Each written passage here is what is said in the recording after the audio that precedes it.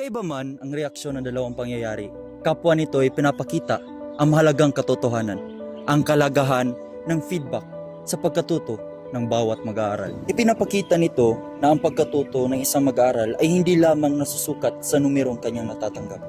Higit na mahalaga ang proseso ng pag-unawa kung paano niya natutukoy ang kanyang mga kakulangan at kung paano niya ito mapapaunlad. Dito pumapasok ang tunay na halaga ng sapat at makabuluhang feedback, isang gabay tungo sa mas malalim at makabuluhang pagkatuto. Sa kabila ng mahalagang katangiang taglay ng isang makabuluhang feedback, marami pa ring mga guro ang hindi ito na ipapatupad sa kanilang pagtuturo. Dahil dito, nagkakaroon ng kakulangan sa gabay at nagdudulot ng kalituhan sa pagkatuto ng mga mag-aaral, lalo na sa pag-unawa kung paano nila mapapaunlad ang kanilang kakayahan. Ayon sa pag-aaral na isinagawa ni Moliner at Tucker 2017, humigit kumulang sa 30% hanggang 50% ng mga mag-aaral ang nagsasabing hindi sila nakatatanggap ng sapat na detalye sa feedback upang mapabuti ang kanilang output. Binigyang pokus din ng pag-aaral na ang mga guro ay kinakailangan na magbigay ng sapat at malinaw na feedback upang mahikayat ang mga mag-aaral na mailapat ang naibigay na feedback sa susunod pa nilang output na gagawin. Sa makatwid, marami sa mga mag-aaral ang nadidismaya sa tuwing hindi nakatatanggap ng feedback kahit gaano pa man sila kahanda sa kanilang output. Ang iba naman ay nawawala ng gana sa pagpapatuloy dahil sa hindi tamang pagbibigay ng feedback. Narito ang mga pangunahing issue na lumilitaw kapag walang sapat na sistema ng feedback sa bawat output ng mga mag-aaral. Una, ang mabagal at limitadong pagkatuto. Kapag walang sapat na feedback, hindi nalalaman ng mag-aaral kung saan siya nagkamali o nagkulang, kaya nahihirapan siyang paunlarin ang kanyang pagkatuto. Pangalawa, pagtuon sa marka at hindi sa pagkatuto. Nagiging grade-oriented ang mga mag-aaral. Ang mahalaga lang ay mataas ang marka, hindi ang pag-unawa sa aralin. Pangatlo, kawalan ng direksyon sa pagpapabuti. Kung walang malinaw na gabay, hindi alam ng mag-aaral kung ano ang dapat niyang baguhin o pagbutihin sa susunod na gawain. At ang panghuli, ang kakulangan sa kritikal na pag-iisip. Ang feedback ay tumutulong upang mapalalim ang pag-aanalisa. Kung wala nito, nananatili sa mababaw na pag-unawa ang mga mag-aaral. Ilan lamang ito sa pangunahing issue na dapat bigyang pansin at maagarang solusyon dahil ang feedback ay may makapangyarihang impluwensya tungo sa pagpapabuti at pagpapaunlad ng mga mag-aaral. Ngunit, para sa mga mag-aaral, ano nga ba ang mas mahalaga para sa kanila? Anong mas mahalaga sa iyo? Mataas na marka na walang feedback o merong feedback? Para sa akin, maganda ang magkaroon ng mataas na marka. Ngunit, paano naman ito mapapabuti kung walang feedback? Sa aming mga estudyante, hindi lang kami basta tumatanggap ng anong marka ang ibinibigay sa amin sapagkat gusto rin din naman namin malaman kung ano pa ang mas ipapabuti sa ginagawa namin. Dahil ang feedback ay nakakatulong ito para mas mapabuti kung ano pa yung ginawa namin at para rin makita namin kung may maliman sa aming nagawa. Paano nakatutulong ang feedback sa pagpapabuti ng iyong pagkatuto? So bilang isang mag-aaral, likas na sa atin ang gagawa ng perpektong isang gawain. So ang mga feedback na ito ay ating magagamit upang sa gayon ay kung sa susunod ay meron tayong gawain ay magiging isang daan upang mapapabuti natin ang ating ipapakita sa susunod. Subalit atin ring tatandaan na kung ang isang feedback ay hindi objektibo sa isang mag-aaral ay hindi maganda ang epekto sa kaya. So dapat kung tayo ay magbibigay ng feedback sa kanila ay dapat ito ay objektibo upang sa gayon ay makuha nila kung ano ang layunin ng feedback sa isang gawain.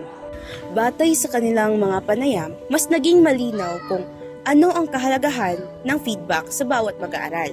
Dahil dito, matutulungan ang isang mag-aaral na malaman kung ano ang tama at ang kanyang pagkakamali at paano ito mapapabuti. Paano nga ba maibibigay ang sapat, malinaw at makabuluhang feedback para sa mga mag-aaral upang lubos nilang maunawaan ang kanilang mga kalakasan at kahinaan at magamit ito bilang gabay sa patuloy na pagpapabuti ng kanilang pagkatuto? Una, malinaw at tiyak na feedback.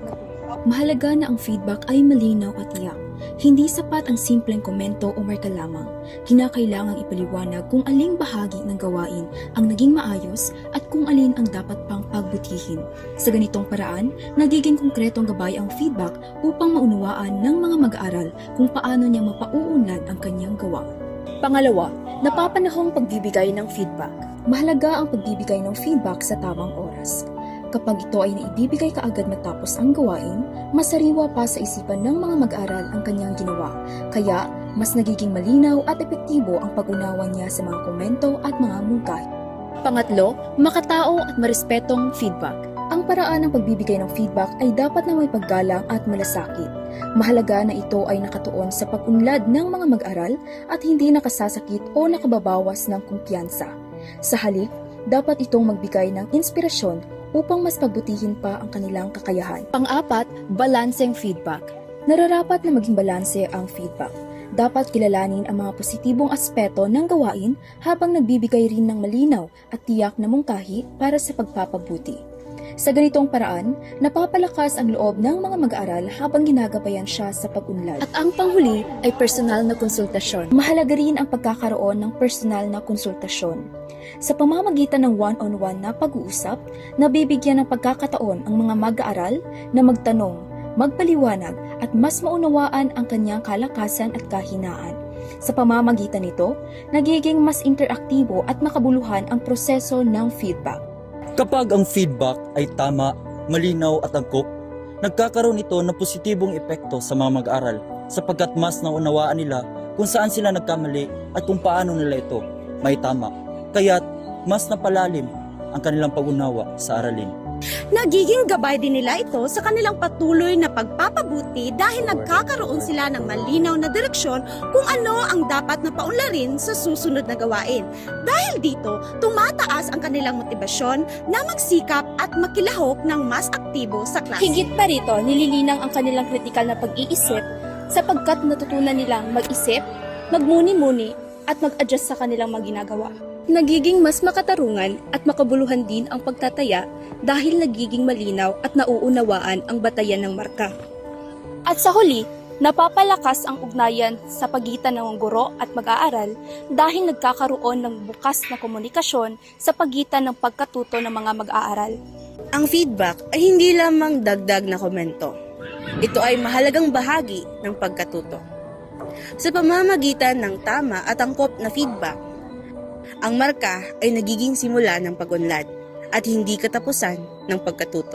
Dapat nating itama ang maling sistema ng pagbibigay ng feedback para sa mga mag-aaral. Para sa mga guro, ay dapat na magbigay ng feedback na malinaw, tiyak at nakatutulong sa pag-unlad ng mga mag-aaral.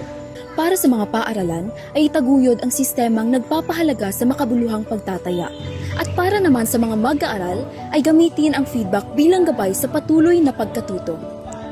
Hindi lang ito marka, ito ay isang feedback na may saysay dahil ang makabuluhang feedback Ay susi sa tunay na pagkatuto ng bawat isa.